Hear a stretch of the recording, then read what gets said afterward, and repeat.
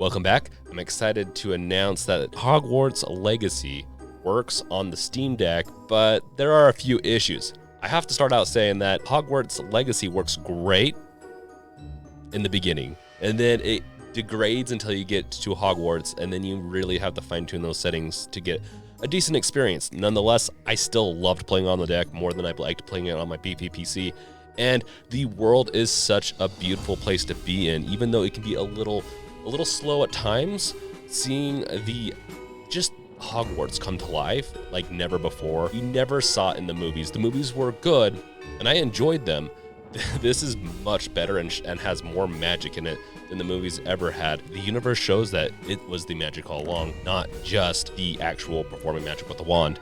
The universe, it's really what brings it all out, and that's why I like enjoying good RPGs on the Steam Deck, and this no exception. On the Steam Deck, this is just fun to play in bed, on the couch, like I've always said. It's these types of games are the ones that I love. If it's a game like Dead Space, I do prefer that on the computer more, but a game like this where I get to wander around, yes, there is combat, but the type of combat, what it is, it's just fun on the deck. So let's really get into what you need to know, but before we do that, make sure to like, subscribe, bash that bell with your crowbar. Now, first up, I have some bad news. It does run good in the beginning. It does not run good once you wake up and are in Hogwarts. For me, I was running it at high. I was like, wow, this is actually working pretty good. It had some dips and whatnot, but it wasn't anything for me to have issues with. But then, Hogwarts, on high, you're going to get a lot more dips. It was still playable. Knock it down to medium wasn't a huge difference, and then you have to knock it down to low, and then it got easier to play, and then tweaking a couple more settings that we'll get into here in a second, it really was much easier. I will say, though, I did have the game freeze a few times, like when I'd put the Steam Deck to sleep with the game on and then resume it. I actually had times I had to kill the game all the way, get out of the game and go back in. Luckily, with the autosave and how everything works, like, don't put your game to sleep before it saves or anything like that. There I would have lost my place, and I would have had to go through and play another 15-20 minutes. So make sure to exit and put it to sleep when it's been saved, because sometimes it does work. But if you're putting it to sleep for a long period, I find that's when it has the most issues. And they might have resolved it already, but there were some issues where it was like a memory leak or something, where the longer you played the game, the more it would degrade and it'd go slower. Like, I'd have my menu slug away and I'd have to just kill the game. I don't see that as much now, but if you do see that, just be aware that, hey, quitting out of the game and going back in can resolve that. It does suck, but it's not the end of the world if you want to play this on the Steam Deck. Now let's get into the recommended settings for Hogwarts Legacy on the Steam Deck. First up, you're going to need to tweak a few settings in-game and in the quick access menu, that QAM, Performance tab. You should see a solid 30 frames per second most of the playthrough that you have, with some small dips occurring frequently. And I say frequently, it's small enough to where you might not notice a difference. For me, being a little bit of a performance snob sometimes, surprisingly with this, I'm not. I really just enjoyed it. To each their own.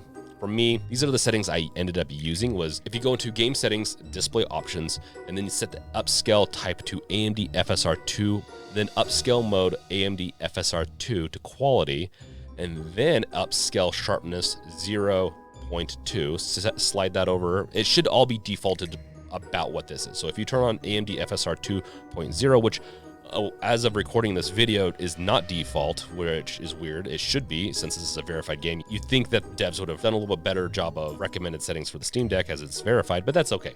You just need to make sure AMD FSR 2.0 is on. Then while you're in the game settings, go to graphic options, that tab on the side. You need to use the joysticks to navigate, a little different. And then global quality preset recommended is what I set it to.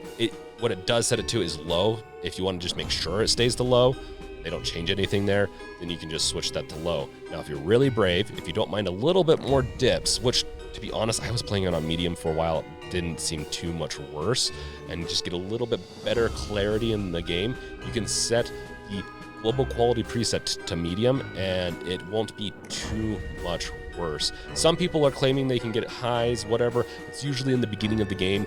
Once you get into Hogwarts and on, low and medium are your friends. You still might be able to get away with high sometimes, but it is not a smooth experience. It's not a Callisto Protocol where it would dip down to 5 FPS. It's just, it dips enough to where you just gotta adjust the low, medium, and high to what you're tolerant of. And then the last setting, this is going to be the setting that's going to help preserve some of that battery of yours in the Steam Deck so you can play it longer. You're going to want to go to the quick access menu and to the performance tab. And this is the menu you can find right here. So if you click that, you're going to be able to go into that quick access menu, performance tab, then scroll down to frame rate limit 30. Make sure the refresh rate is set to 60. And then thermal power, the TDP limiter, set that to 10, which will be set to 10 watts. And then scaling filter, just turn it to linear, so slide it all the way to the left. With that, you should be able to get about 2 to 3 hours of battery in that range. It could drop below 2, but this is the estimated time that I have seen. Okay, let's do a quick little review, a little bit of a... I'm going to do another review on this, but first up, I just have to say this game is worth picking up. It is a better adaptation of what the Harry Potter universe offers than Harry Potter itself from the books. I'm not going to say that it's better than the books, but I do think that this game brings a more rich world that is more enjoyable than the movies personally. And I do think if you're a Harry Potter fan, you're going to really love this. This is the game for you. This is the game you've been wanting. You're going to love it. The characters, the combat, the story, they hit really well. They're on point. And at the end of the day, you're going to want to pick up the game and you're going to want to enroll in a magical school that is Hogwarts. So keep an eye out for the full review. And I just have to note that Avalanche Software has done an amazing job of creating a game that is inclusive for everyone. And honestly, I have to praise them as they are a studio near me. And I love hearing about game studios and software studios and all these places that are actually in my vicinity, which doesn't happen very often. Now, where you can buy this, Fanatical, Green Man Gaming, Steam are great places to go. Obviously, I have affiliates with Fanatical and Green Man Gaming, so if you want to go and find that link in the description below, that will help out the channel. Else, just go to Steam. They're all Steam keys, so when you buy it from Fanatical, there'll be a Steam key that you just put on Steam anyways. There's not going to be any difference. You're just going to save some money over at Fanatical as it's usually on sale, and I also get a little bit of a kickback. Now, final thoughts on this. At the end of the day, I preferred playing this on the Steam Deck more than I did on my main PC. I think most people are going to like these types of games on the Steam Deck and on the go, as you can sit on the couch.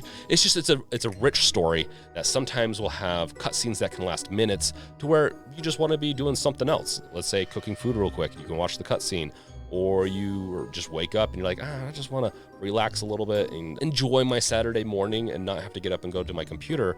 You can just whip out your deck and then play some Hogwarts. And it really is easy. And it doesn't detract from, I don't know why, but it really does not detract from the experience for me. It is just as good, if not better, on the Steam Deck, as I just really enjoyed playing this on the go. It's just a little bit easier for me than something like Dead Space, where I'm like, it's good on the deck, but it's so much better on my PC. I will preface at the very end of this, if you need a perfect experience, pass on this for the Steam Deck until the performance is tuned, or play it on your main PC if you have one. Else, just wait probably a few weeks to a month. I'm sure they'll iron out a little bit more of these dips, as really is like just so close to being tuned enough to just be hitting that 30 FPS all the time. I just experienced enough dips. I am curious what you experience though, so let me know in the comments below what you guys think of this on the Steam Deck. What are your settings? What are your experiences? What is your battery life like? Are you hitting that 2 to 3 hour range with a TDP limit? Or are you not setting that and you're getting like 1 hour? I know I'd get about 1 to 1.5 hours on this if I did not set that TDP limit. So with that, also check out the other stuff in the description below that helps support the channel. I have a lot of other stuff. I stream on the Brink channel on Twitch and sometimes YouTube and both. I'm experimenting on Twitch right now, and you can catch me doing a bunch of extra stuff over there.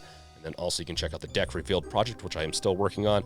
I'm just really trying to solidify a couple of things right now before hitting beta. And with that, check out my other videos. Thank you guys for support, for the love, for the everything. You guys are amazing. Peace out. Later.